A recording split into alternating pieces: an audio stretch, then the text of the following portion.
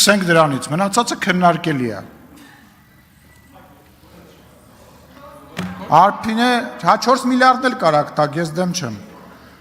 Արփինե Սարգսյան, համեցեք Տիկին Սարգսյան։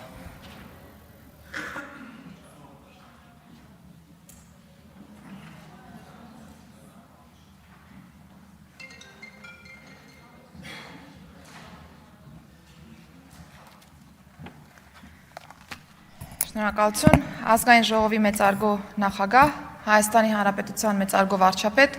կառավարության հարգելի անդամներ, հարգելի падգամավորներ, ներկայացնելով այս անգամ արդեն 2024 թվականի պետական բյուջեի կատարման հաշվետվությունը, պիտի փաստեմ, որ ներքին գործերի նախարարության մասով, ինչպես նաև կառավարության մյուս անդամների եւ բյուջետային տարբեր հիմնարկների մասով, բնականաբար բյուջեները պլանավորված են եղել շատ համահունչ այն բոլոր բարեփոխումներին, որոնք կառավարությունը նախատեսել է 21-ից 26 թվականների ծրագրի շրջանակներում։ Ընդհանուր առմամբ ներքին գործերի նախարարությունը հատկացված է եղել 100.96 միլիարդ դրամ 2024 թվականի կտրվածքով եւ ընդհանուր կատարողականը կազմել է 97.2%, իսկ պայմանագրային հետաձգված ծրագրերի մատակարարման արդյունքում ընդհանուր առմամբ կարող են գնահատել կատարողականը 98.5%։ Բայց հարգելի գործընկերներ, որքան էլ որ սա կոչվում է բյուջեի կատարողական, ես ուզում եմ փաստել, որ սա ոչ թե թվերի մասին է, այլ ինչպես նշեցի, բարեփոխումների մասին է, ինստիտուցիոնալ նոր մեխանիզմների ներդրման մասին է, նորարարությունների մասին է եւ նաեւ Հայաստանի Հանրապետությունում բնակվող անձանց կյանքի որակի փոփոխման մասին է։ Բնականաբար մեր բոլոր գործողությունները միտված են այն տրամաբանությամբ, որ մենք կարողանանք նաև կոնկրետ այս դեպքում ներքին գործերի նախարարության մասով բարձրացնել նաև հանրային վստահության մակարդակը եւ վստահաբար մեր տարբեր ցուցիչները փաստում են հենց այս մասին։ Ես չեմ կարող ասել, թե ինչպիսի, այսպես ասեմ, վստահության ցուցիչների են հղում կատարում մեր գործընկերները նաև այս դահլիճում, բայց վերջին տվյալներով Հայաստանի Հանրապետությունում պետական կառավարման համակարգի մարմինների շարքում վստահության մակարդակով առաջին տեղը զբաղեցնում է Հայաստանի Հանրապետության ոստիկանությունը։ Անդրադառնալով բյուջետային ծրագրից բխող մեր բոլոր բարեփոխումներին, հարգելի գործընկերներ, նախ եւ առաջ կցանկանայի կենտրոնանալ հանրային անվտանգության ոլորտի վրա, որը վերաբերում է այս դեպքում ոստիկանությանը եւ նաեւ փրկարար ծառայությանը։ Ոստիկանության մասով ես ասեմ, որ ձևավորված է այլևս նախարարությունը, որը քաղաքականության մշակման համար պատասխանատու մարմինն է ոստիկանության ոլորտի եւ ոստիկանության հենասյունային բոլոր ուղղությունների մասով ըստ էության քայլերը ակտիվ փուլում են գտնվում։ Բարեկային ծառայությունը վստահաբար տեղյակ եք, որ արդեն ամբողջ ծավալով գործում է Հայաստանի Հանրապետությունում, ունենք նաև ջրային բարեկային ծառայության գործարկում, նոյեմբերի 1-ից գործարկվել է նաև համայնքային ոստիկանությունը եւ քրեական ոստիկանությունը, եւ այս պահեդրությամբ ակտիվ քայլեր են ձեռնարկվում նաև հենասյունային 4-րդ ուղղության ձևավորման ուղղությամբ, որը ոստիկանության գվարդիան է։ Ասեմ, որ օրենքն արդեն իսկ ընդունված է եւ նոյեմբերի 1-ից պիտի ամբողջովին նոր ծառայությունը գործարկվի, բայց քանի որ խոսեցինք ոստիկանության զորքերի մասին եւ նաեւ որոշակի գնահատականներ տրվեցին ոստիկանության տարբեր ստորաբաժանումների աշխատանքի մասին, ես նախ եւ առաջ ուզում եմ հորդորել բոլորիս Հայաստանի Հանրապետության քաղաքացու անվտանգությունը երաշխավորող կառույցի մասին, խոսել հարգանքով, անկախ նրանից, թե մենք անձամբ որպես նախարարություն եւ կառավարություն եւ նաեւ որպես հանրության մասնիկ ինչպիսի խնդիրներ ենք արձանագրում ոստիկանության կամ առհասարակ ցանկացած պետական մարմնի աշխատանքի շրջանակներում։ Եվ վստահաբար, եթե տարբեր խնդիրներ չարձանագրեր կառավարությունը, 21-26 թվականների կառավարության ծրագրով չէր նախատեսվի որևէ գործողություն վերաբերող այս դեպքում ոստիկանության ոլորտի բարեփոխումներին։ Հարգելի գործընկերներ, ես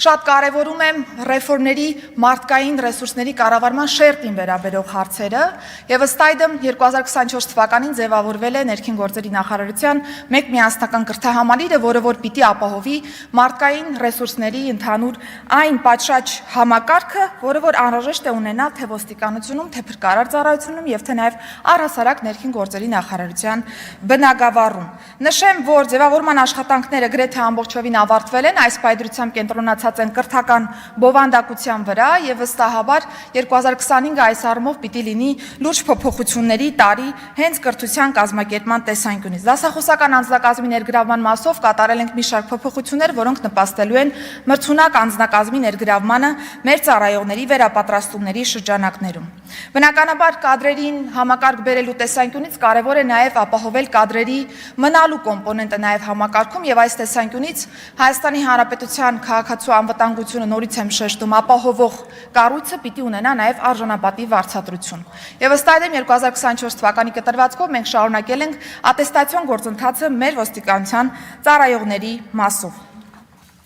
Պիտի փաստեմ, որ ոչ միայն ինստիտուցիոնալ փոփոխություններն են տեղի ունեցել, որոնք որպես կանոն բնականորեն պիտի ապահովեն ավելի հեռանկարում արդյունքներ, բայց կարճաժամկետում եւ միջնաժամկետում մենք մի շարք վիճակագրական տվյալներ ենք արձանագրել, որոնք խոսում են կառավարության կողմից վարվող քաղաքականության ճշգրտության եւ բովանդակային առումով դրական տեմպի մասին, արձանագրել ենք հանցավորության թվի աճ 1.1%-ով, նվազել են ճանապարհատրանսպորտային պատահարները էականորեն, ընդ որում այն պայմաններում, երբ որ մենք ունեցել ենք տրանսպորտային միջոցների գրանցման աճ, զոհերի թիվը նվազել է 45-ով, վիրավորներինը 421-ով։ Բնականաբար մեծ կենտրոնացում ենք ունեցել նաև թմրամիջոցների ԱՊՆ-ի շրջանառության դեմ պայքարի ուղղությամբ եւ օրերս նաև կառավարությունը հաստատել այն նոր ռազմավարական փաստաթուղթը, որը առաջիկա տարիներին կլինի մեզ համար ուղենիշային որպես այդպիսին այս ոլորտում։ Հարգելի գործընկերներ, անդրադառնալով աղետների ռիսկի կառավարման ոլորտին, որը որ թերևս համակարգային փոփոխություն բերող ոլորտ է այս պայծրությամբ, պիտի փաստեմ, որ հետևողականորեն կենսագործել ենք աղետների ռիսկի կառավարման նոր ռազմավարությունը, որը թիրախավորվում է մինչև 2030 թվականը։ Եվ ունենալով որպես քաղաց դաս Լոռու եւ Տավուշի մարզերում 2024 թվականի մայիսի 25-ից 26-ը տեղացած հորդառած անձրևները, մենք ասեմ, որ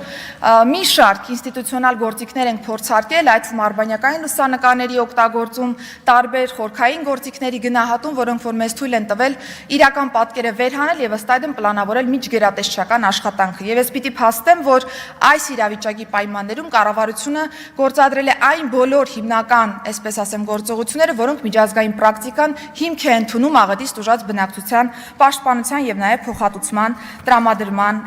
տեսանկյունից։ Զգալի աշխատանքներ են բնականաբար կատարվել նաև անտառային հրդեհների կանխարգելման ուղղությամբ, հաշվի առնելով ընդհանուր առմամբ շրջակա միջավայրի պահպանության տեսանկյունից այս խումբ գործողությունների մասով մեր պլանների կարևորությունը, փաստեմ, որ փրկարար ծառայության դեպքում եւս արժանապատիվ վարձատրության մասին պիտի խոսենք եւ թեև տարբեր քննարկումներում անընդհատ նաեւ շահարկվում է այն հանգամանքը, որ այ ոստիկանների աշխատավարձը բարձրացվել է, բայց փրկարներին ոչ, հարգելի գործընկերներ, ազգային ժողովի հետ մեր ունեցած սերտ համագործակցության արդյունքում մենք այս գործիքակազմերը ներդրել են գրեթե համահունչ, այսինքն բարձրացվել է թե ոստիկանության աշխատավարձային քաղաքականությունը բյուջետային առումով եւ թե նաեւ փրկարար ծառայողներն եւ համակարգում այս պայծրությամբ գերազանց ատեստավորված փրկարարը ստանում է 557.541 դրամ դրամական բավարարում նախկին 297.000 դրամի փոխարեն։ Անդրադառնալով հանրային ծառայությունների մատուցման ոլորտին, ես պիտի փաստեմ, որ առօրյա ծառայությունները բնականաբար մատուցվել են մեր քաղաքացիներին, անցած տարվա կտրվածքով ձեռք ենք բերել 3 ՆԳՆ սպասարկման շրջիկ գրասենյակներ, որոնք շատ ինտենսիվ աշխատում են այս պայծրությամբ թե Երևանում եւ թե նաեւ մեր մարզերում, ունենում ենք բավական մեծ թվով դիմելիություն տարբեր մարզերի կտրվածքներով, բայց պիտի փաստեմ, որ այս պայծրությամբ մոնիտորինգի ենք ենթարկում այն գործարքների թիվը, որոնք որ մենք ունենք, որպեսզի հասկանանք նաեւ մասնավոր գործընկերոջ ներգրավման պայմաններում մեր գրասենյակների տեղակայվածությունը։ Եվ քանի որ անդրադարձա բիոմետրիկ նոր համակարգին, ես պիտի փաստեմ, որ արդեն իսկ պայմանագիրը կնքված է, մասնավոր գործընկերոջ հետ ինտենսիվ աշխատանքներ ենք տանում այս ուղղությամբ, այս պահին տեղակայումներն ենք վերջնականացնում Երևանում եւ մարզային կտրվածքով։ Նշեմ, որ այս պայծրությամբ նաեւ նախապատրաստական աշխատանքներ ենք տանում հայտնի Tier 3 ընդհանուր անվտանգային ստանդարտին համապատասխան նաև դատա կենտրոն ստեղծելու ուղղությամբ, որը որ Հայաստանի Հանրապետությունում ըստ էության նախադեպը չունեցող կենտրոն կլինի այս տեսանկյունից։ Փաստեմ, որ մենք նաև Եվրոպական միության մեր գործընկերների հետ ենք բավական ինտենսիվ աշխատանքներ տարել, տրվել է մեկնարկը գործնական փուլի վիզաների ազատականացման եւ պիտի փաստեմ, որ արդեն հունիսի 24-ին ունենալու ենք Եվրոպական փորձագիտական թիմի այց Հայաստանի Հանրապետություն, որը կներկայացնի գործողությունների այն պլանը, որը մեզ համար ուղենիշային կլինի վիզաների ազատականացման process-ի շրջանակներում։ Հարգելի գործընկերներ, ես նաև քանի որ ժամանակս քիչ է կցանկանամ անդրադառնալ մի թեմայի, որը եւս բարբերաբար քննարկվում է, այն տեսանկյունից, որ Հայաստանի Հանրապետության քաղաքացիություն ստացած անձանց թիվը ավելի քիչ է, քան քաղաքացիությունից հրաժարված անձանց թիվը։ Ես պիտի փաստեմ, որ սա իրականությանը չհամապատասխանող պնդում է, որովհետև էականորեն աճել է Հայաստանի Հանրապետության քաղաքացիություն ստացած անձանց թիվը, իսկ քաղաքացիությունից հրաժարված անձանց թիվը մշտապես պտտվել է 3000-ից 4000 անձանց շրջանակներում։ Այս պահի դրությամբ պիտի փաստեմ, որ 24 թվականին մենք ունեցել ենք 21437 դիմում միայն ՀՀ քաղաքացիության շնորհման առումով։